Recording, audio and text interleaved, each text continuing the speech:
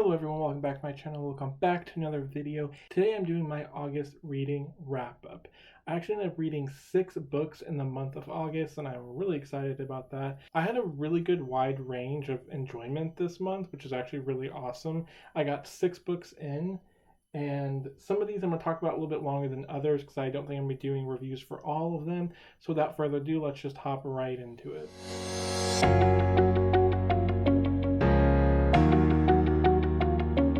So the first book I read for August is The Extraordinaries by T.J. Klune. This is also one of my books for the Magical Readathon, my Newts edition, so I did go ahead and tick off one of those books. So this book, I was really excited for it. You know, I know it's cliche to say, oh my god, I really wanted to like this book so much. I'm sad this book disappointed me. But honestly, this book disappointed me and I really wanted to like it. Some of the good stuff is that the characters' personalities are pretty great. There's a pretty big element to family between the main character and the father, and most stories kind of leave out the whole family element, so that was really nice to see. There's also a good amount of diversity, obviously with like queer characters, and the motivation for these characters can be argued to be pretty logical. So to back up real quick to kind of explain this book, essentially this book follows our main character Nick. He likes to write fan fiction, and the main source to his fan fiction is this story where he writes a very obvious insert of himself as he writes about the love of a superhero in his city, because superheroes do exist in this world. They do have powers, and there's like 2 main superheroes in this fictional New York City basically. And so after like a chance encounter with this same superhero, he decides to try to get powers on his own to basically try to get with the main character. And I'm honestly really skeptical about this because honestly this plot point is really dumb, especially the way it plays out. I'm going to play devil's advocate here and try to be nice and just say that although it starts out that way, about him having this really severe crush on someone and trying to get powers just to be with that person, there is also an element of him wanting to protect his father, who is a police officer, so he thinks if he could be a superhero, he can protect his dad, because part of the story is that his mom died due to crime and stuff like that, and well, that's that basically. So I will actually go and point out there, since I brought up the police thing, I didn't have a problem with it, but a lot of people have a big issue of the way it handles the police department and police brutality, especially with the climate of the world right now. So if you are really sensitive to that, you probably won't want to read this. I will say though, some of it I feel like is a little dramatized. For instance, the things that people mainly don't like, the thing that they point out, and this isn't a spoiler because it happened before the book, you can learn about it very quickly, but essentially his father was a detective, and after the death of his wife in during a crime or whatever, it's essentially told to us that a crook or someone that he is interrogating berates him for losing his wife, or kind of like, you know, eggs him on or something about losing his wife or whatever, and this guy ends up punching the witness or whatever. And so obviously everyone thinks and everyone says that this should get him fired, but he just ends up getting demoted and stuff like that. So there's a lot of that throughout the book where they kind of defend his actions and thinks that he's still a good guy and blah blah blah, and everyone has a huge problem with that because essentially it's a police officer, you know, using his authority to punch someone, and everyone's up in arms about that. To be honest, to me, the setup for it is so obvious, you know, with him being traumatized by the loss of his wife in that kind of career, the fact that she died due to a crime, I don't think it's that bad. Like, I don't think that people need to, they just say that, oh, he punched the victim and he should have gotten fired, but everyone defends him. It's really not that simple. So anyways, that's my 2 cents about the whole police matter. That's honestly not what I even had a problem with this book about, so let's move on from there. Honestly, the biggest issue of this book is if you hate miscommunication or like lack of communication, that trope, stay like so far away from this book. Honestly, what it kind of put me in perspective if you like Spider-Man is I now understand why no one wrote Mary Jane's point of view in Spider-Man. That's what this book basically is. Everyone's like keeping secrets from the main character, except the book doesn't keep secrets from the reader, so we know what's going on and it's pretty obvious, but the character we follow takes like 300 something pages just to figure it out. And honestly, he doesn't even figure it out. They're actually like told to him. There's also a lot of almost reveals where someone is like about to say something but just doesn't, and it's honestly incredibly frustrating. There's also a lot of moments where the main character and his love interest slash like best friends say like really deep romantic things to each other, but they still don't talk about how they should get together or anything like that. It like really had my eyes rolling. The only reason why this book is a 2-star instead of a 1-star is because I feel like if I could somehow turn off my brain just how stupid the first half and the communication of this book is, then there's like a lot of sweet stories and sentiments in there. But unfortunately, this will definitely be our most disappointing book of the year, because I honestly just did not expect how immature and frustrating like all these characters would be. And I do have a review for this linked below to my Goodreads if you want to check it out. I go into a lot more specifics about why a lot of this stuff just did not work for me.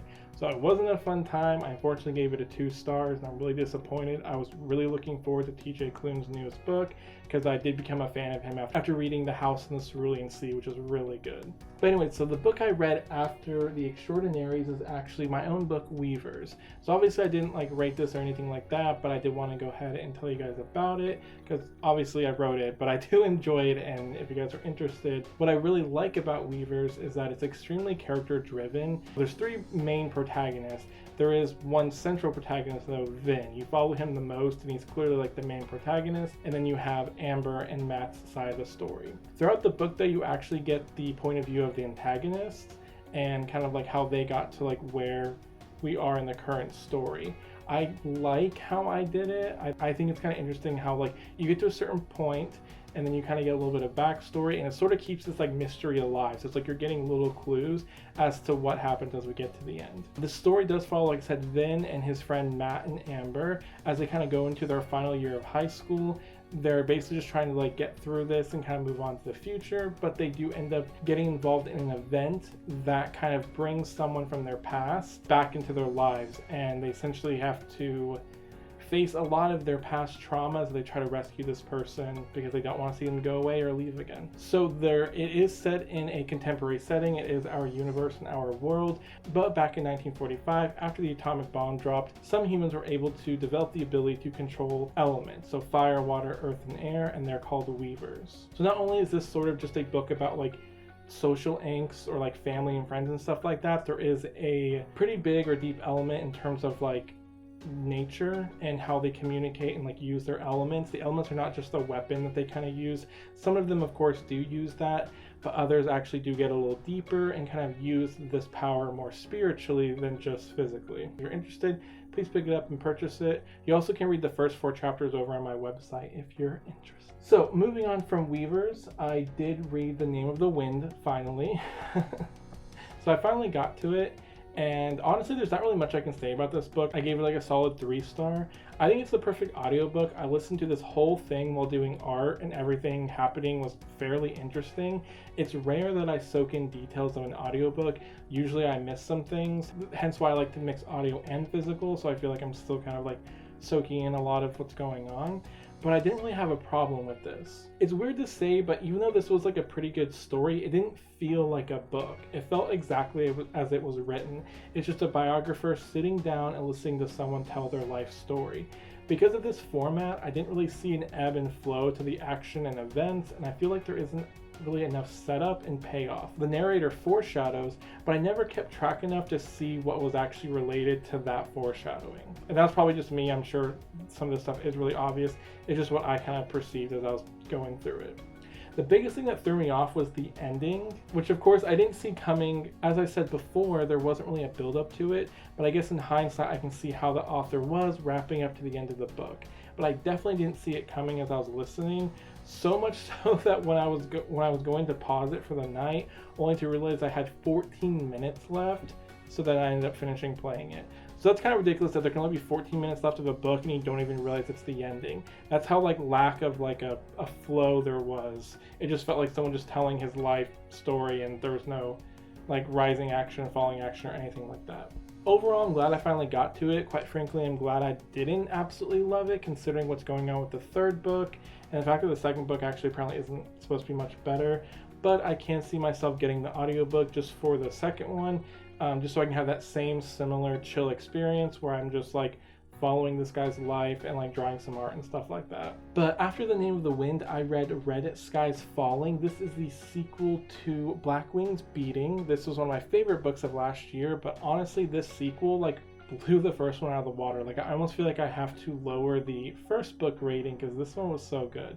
This was definitely 5 stars. It was incredible. We did pick up pretty shortly after the first book ended, and of course I can't really go too much into it if you haven't read the first book, but basically the story is about a set of twins, Kylie and Bryson. They live in this very bird-driven fantasy world that's new and created. I definitely feel really immersed in this world. The author does a pretty good job at writing a lot of like similes and metaphors and like sayings and catchphrases that are all like sky and like bird related, and I feel like sometimes that can be cheesy, but it just felt, like I said, it just really immersed me in the story. So anyways, this set of twins, they essentially, to protect someone they love and like not get killed themselves or something like that, they have to go and capture like one of the most dangerous predators in their area called a ghost eagle. So this picks up after that event happens. And honestly, what I really like about this is it's like non-stop like tension and intrigue. We like don't know who to trust or what to believe. And there's a lot of really great character depth. There's also good sexual representation. Not only is Bryson gay, but his sister is actually asexual, so that's kind of nice to read about. I actually like how it subtly kind of points out where people kind of use flirtation or attraction to kind of get what they want. And of course it doesn't work on Kylie, and it's just kind of nice the way he like writes that in there. So Bryson is really interesting in this story. He's pretty traumatized. Actually, he doesn't even really show traumatized often, but like he has a really sad and troubled early life. He was abused when he was growing up, and so that really kind of affects him through the first 2 books. So honestly, it's just this really great book to read. There is this slow approach of an army coming to attack like their area in the first book, so that is a like overarching like looming shadow, even though that's not the point of the main book, only this second book. But honestly, everything was done incredibly well. Like I said, go ahead and check out my review on Goodreads where I go into more detail if you have read the first one and want to know more about this one. The book I read after that is The Red Scrolls of Magic by Cassandra Clare. This is a spin-off to the Mortal Instruments series. It focuses on Magnus and Alec very soon after they started dating, and they're kind of like going on like their first vacation in Paris. The story mainly kind of picks up and gets started because a warlock like Magnus ends up coming to him and telling him that, hey, there is this cult of demon worshippers, and it's rumored that Magnus is actually the leader. So he's clearly not the leader, but he actually does think that he might have started this as a joke back a couple of years ago. He's like 300 years old or something like that. And so he does need to investigate this to make sure that he doesn't get in trouble or doesn't get Alec in trouble or anything like that. So honestly, the main reason I read this is because I did actually really like the TV show portrayal of Alec and Magnus. I thought it was really sweet. I thought it was really interesting and dynamic, and I thought maybe I could fit in here. So it's not a perfect transition. So they're like really new to being like insecure and hiding things from each other and like stuff like that. And I already kind of went through that with the TV show, so I was hoping to jump right into like them getting over all that, but it doesn't happen that way. Honestly though, it's actually not like, that's not my problem with it. I wouldn't rate a book off of just because the TV show was bad. I honestly was always planning on giving it 1 star more than what I was originally planning to rate it, and that's how I ended up getting it to 3 stars. So most of my critique for this is something like, I don't like that this happened, but you may like this kind of thing. Also, most of the stuff is probably already in the original Shadowhunters book, so if you're a fan of those books, you probably will end up liking this one anyways. But some of my problems with this were, like I said, nothing to do with really Alec or Magnus not being like copy and pasted from the show. Like that didn't bother me. I still understand the Shadowhunter world and everything like that. But this book really did have problems, just things that I did not like. For instance, I do have this huge pet peeve with like dual perspectives, you know, when they have one character do something and then it switches to the other person's point of view and they're doing something at that exact same time. Like, I'm not saying that you can't get something new out of this or learn about this, I just don't like this writing. It just feels like we're not moving the story forward because we're literally going back in time to catch up to where we just were. I just don't like it. It makes the book feel so much longer, and the pacing seems like really bad. Especially if like literally what's happening in the other story is like almost completely pointless. Like for instance, there's just this one chapter where like Magnus is at this place, and then it switches to Alec's point of view of him getting to that place, and that switches back to Magnus doing his thing, and then like Alec like shows up. So it's like they literally could have just written Alec showing up. We didn't have to get like a short little chapter of him like going to the next place. It just threw me off, and I'm just like wasn't really like a fan of it. So honestly, this leads me to my more like objective opinion about the book, as objective as you can be like in reviews, which is mostly subjective. But honestly, it just feels like this book had a lot of padding. I feel like it was obvious they didn't have enough to create the book, and like the story really only needed to be like 150 pages, but they had to put a bunch of stuff in there that I think kind of ruined the flow and just inserted like unnecessary writing. So most of my issues come from, like, for example, as I said earlier, the dual perspective, where I feel like they probably didn't need it. They probably only needed one person to tell his perspective, and then for them to continue the story from that point, not go backwards in time. And the story is supposed to be them like enjoying their vacation and time together, so we do get moments of them trying to do like date-like stuff, only for them to be like interrupted by demons or something like that. And I can guess people would probably like this if this is how the Immortal Instruments was written, but it was just really annoying. You're just trying to like enjoy a moment, and then it gets like broken up, and then like get back on track. So again, I guess if you like the will they, won't they, or if you like the suspense of like when is this finally gonna happen, then you'll probably like that about this book. But honestly, that's just not for me. I don't really like getting interrupted for like every little thing here or there, especially when some of it doesn't seem like it's necessary at that time. The only second issue I kind of had that where it kind of feels like they go more into padding and general bad writing is like character interactions and like cameos. I don't know how many of the characters are from the other series, but there kind of seems to be a lot in this story. Some of them I actually enjoyed, like Tessa from the Infernal Devices, but then there's others like Raphael, which I don't understand why he's there. He's like a vampire from New York, and he like shows up in Italy. Personally, I don't really like his character, although again, I know people like him from the original series.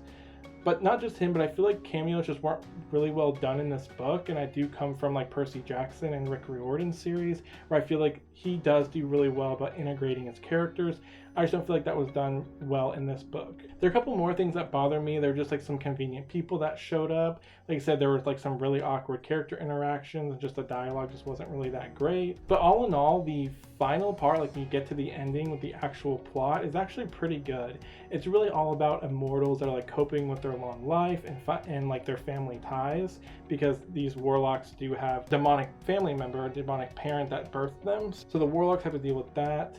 And then the shadow hunters of this new age are kind of dealing with like their really prejudiced family, because like the shadow hunters are really prejudiced against like pretty much everyone else. So just like a lot of issues with like family ties, but there's also like some sweetness about like not being alone, and how how people handle like their loneliness and their family traumas like differently. So honestly, it was a pretty strong finish. Alright, so I spent way too long on that book. Like I said, I wasn't really planning on doing a dedicated review. So on to my last book of the month, which was Warbreaker, which honestly, I could talk about this one forever, but I promise I am going to do a dedicated review for this one. I'm going to record it like right after this. But Warbreaker was like incredible. Definitely like 5-star book. Like it's one of my favorites now. Like I said, I'm not going to go into it too much, but pretty much what you need to know is that this story is about two kingdoms. The daughter of one kingdom, Idris, to prevent a war, they kind of signed this pact that at like some point they would send their daughter over to the other kingdom to basically wed the king there and like produce a child. And they're supposed to be doing this to prevent a war. However, when the king of Idris, the main place, is about to send his eldest daughter, who trained her whole life to go there, he kind of realizes that they think a war is going to happen anyways, and he doesn't really want to send his daughter, who's like a really important figure in their kingdom. So he sends his youngest daughter, Ciri, who she thought she was just unimportant as hell, but she ends up getting sent over there to actually take Vivenna, her older sister's place. Vivenna actually doesn't like this. She feels like her whole purpose, that her whole life has just been like stripped away, and she doesn't think that Ciri is going to be able to handle this, or she might be in danger. So Vivenna actually follows Ciri to the kingdom to save her. One distinction I definitely want to make, because this wasn't really made whenever I heard about it, is this isn't a traveling adventure story. I don't know why. It just, when people explain that, it made it seem like this whole story was Ciri traveling to the kingdom. Almost imagine like Mulan 2, if you've ever seen that. It's like I thought that's what it was. She was just traveling until she got to the kingdom. But actually turns out like by chapter 3 or whatever, she's like already there. So if you weren't already aware of that, that's a pretty big distinction. You spend like the entire time in this new kingdom. So just a quick breakdown of what I liked about it is the characters were amazing. I loved almost every one of the characters. The magic system is incredibly unique and very well thought out and fascinating. There is a lot of like betrayal and like conspiracies going on, and you just have so many questions, and honestly so do the characters. So you're literally just following these characters as they try to figure out all these questions, and you definitely want to know the answer to them, and you get them by the end, and they're all amazing and super interesting, and it was just so good. Quick side note before I move on is, if you actually are a fan of the Stormlight Archives and you haven't read this book, I highly recommend it. I actually was really upset that I didn't read this book before the Stormlight Archives, because after I read this, I started looking up all the ways that they're like connected, and there's a lot of really, really good ones. Now I'm probably going to go over that in my dedicated review to this. But I also have it all written down in my Goodreads if you want to click on that link below. So that is it. That is my August reading wrap up. I hope you guys enjoyed. Let me know if you've read any of these books down below and what you guys thought about it. I am super excited to move on to September. I got a lot of really good books in, and like I said, I guess I'm out of my reading slump because I've read 6 books this month, and I'm just going to hopefully stay on that and keep going. But thank you guys so much for watching, and I will see you all next time. Bye now.